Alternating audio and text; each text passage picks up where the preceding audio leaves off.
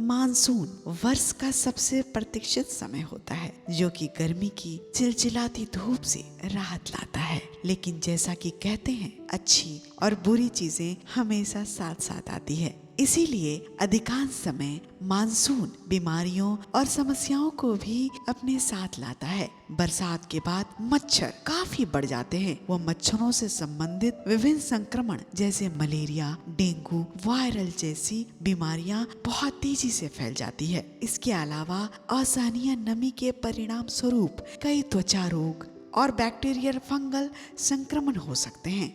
लगातार त्वचा की स्थिति जैसे कि मुहासे, इसके अलावा कई बीमारियां भी हवा से पैदा होती है और संक्रमित पानी और भोजन से आसानी से फैलती है। फिट रहने के लिए हम सभी को पोषण आहार का सेवन करना अनिवार्य हो जाता है। बड़ों से लेकर बच्चों में भी एलर्जी के कई कारण हो सकते हैं।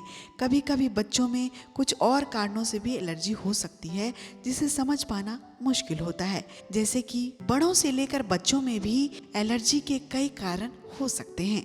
इस मौसम में बरसाती पानी के संपर्क में आने से त्वचा की एलर्जी हो सकती है। एलर्जी का सबसे बड़ा कारण पर्यावरण में एलर्जी फैलाने वाले तत्वों के संपर्क में आने से होता है। आमतौर पर एलर्जी का सबसे बड़ा कारण पर्यावरण में एलर्जी फैलाने वाले एलर्गन तत्वों के संपर्क में आने से होता है।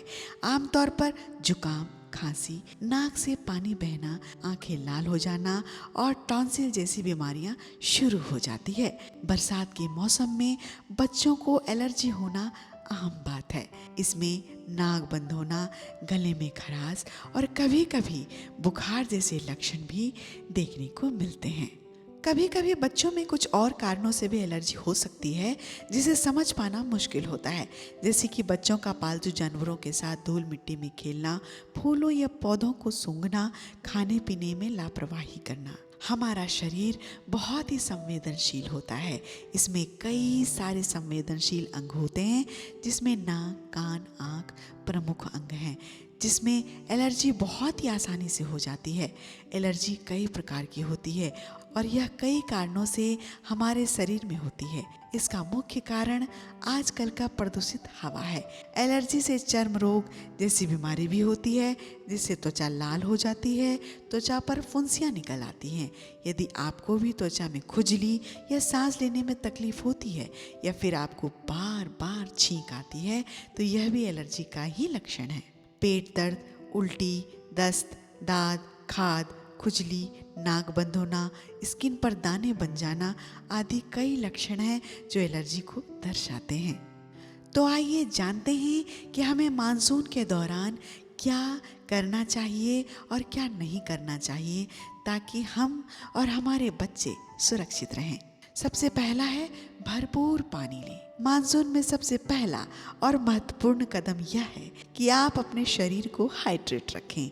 नमी के उच्च स्तर के कारण हम दिन भर पसीना बहाते हैं और परिणाम स्वरूप हमारा शरीर निर्जलित हो जाता है। बहुत सारा पानी पीना बहुत ही महत्वपूर्ण है क्योंकि यह शरीर से सभी विषाक्त पदार्थों को बाहर निकालने में मदद करेगा और आपको संक्रमण से लड़ने के लिए बढ़ावा देगा। दूसरा है हमारे घर के पके हुए भोजन। मानसून का मतलब है कि हवा में अधिक नमी जो बैक्टीरिया को जन्म दे सकती है। इसीलिए इस मौसम में केवल घर का बना साफ सुथरा पका हुआ भोजन ही खाएं। यह सबसे ज्यादा फायदेमंद होता है। इसके साथ साथ बाहर खाने से भी बचें। तीसरा है जितना हो सके ताजे भोजन का सेवन करें। मानसून के दौरान फ्रेश फ्रूट्स और वेजिटेबल सलाद बहुत अधिक मात्रा में खाने की सलाह दी जाती है क्योंकि यह आपके इम्यूनिटी लेवल को बढ़ाने में मदद करता है। लेकिन ध्यान दें कि ये ताज़ा कटे हुए हों और हाइजेनिक रूप से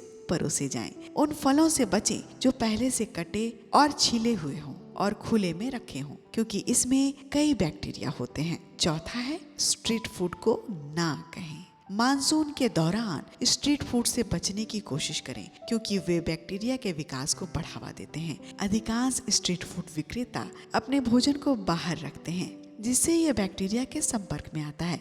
5वां है हाथ धोना। हमेशा और हमेशा कुछ भी खाने से पहले हाथ धोना ना भूलिए, यह बहुत ही आवश्यक है। बिना धुले हुए और गंदे हाथों में कई प्रकार के बैक्टीरिया लग जाते हैं, जिससे विभिन्न प्रकार की बीमारियां हो सकती है। 6वां है बचे हुए फ्रिज का खाना। लंबे समय तक फ्रिज में रखे खाने से दूर रहें, यह उल्टी या दस्त का कारण हो सकता है। उन खाद्य पदार्थों से दूर रहें जो फफूंदी युक्त, मुरझाए या सड़ चुके हों।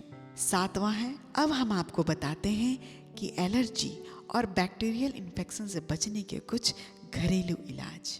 तो सबसे पहला है, अगर आपको त्वचा में किसी प्रकार की एलर्जी हो रही हो तो आप कपूर और नारियल तेल का इस्तेमाल कर सकते हैं। कभी भी इसका इस्तेमाल करने के लिए आपको कपूर को पीसकर नारियल तेल में अच्छी तरह मिलाकर अपनी खुजली वाली जगह पर लगाना है, या तो आप पूरे शरीर में लगा सकते हैं। ऐसा करने से आपको बहुत जल्दी राहत मिलेगी। दूसरा है, अधिकतर लोगों के नाक में खुजली होती है, खांसी होती है, सिर दर्द आदि। इन सब को ठीक करने के लिए 1 कप पानी में कटे हुए अदरक को दालचीनी के साथ थोड़ी सी लौंग मिलाकर 5 से 10 मिनट के लिए उबालें, और जब ये काढ़ा बनकर तैयार हो जाए तो उसमें शहद मिलाकर उसे चाय की तरह पीना है। ऐसा करने से आपकी नाक की एलर्जी दूर हो जाती है। ध्यान रहे, इसका सेवन आपको दिन में कम से कम 3 से 4 बार करना पड़ेगा। तीसरा है, एलर्जी की समस्या से बचने व उसे दूर करने के लिए घर में ही मौजूद अदरक, काली मिर्च, तुलसी के पत्ते, लौंग व मिश्री को मिलाकर बनाई गई हर्बल चाय पीनी चाहिए। इस चाय से न सिर्फ एलर्जी से निजात मिलती है बल्कि एनर्जी भी मिलती है, और ये आपको बीमार होने से बचाता है। इससे बैक्टीरियल इन्फेक्शन भी ठीक होता है। चौथा है एलोवेरा। एलोवेरा के अंदर जीवाणुरोधी एंटीबैक्टीरियल तत्व होता है, जो त्वचा पर होने वाले खुजली को ठीक करने के लिए बहुत ही ज्यादा कारगर होता है।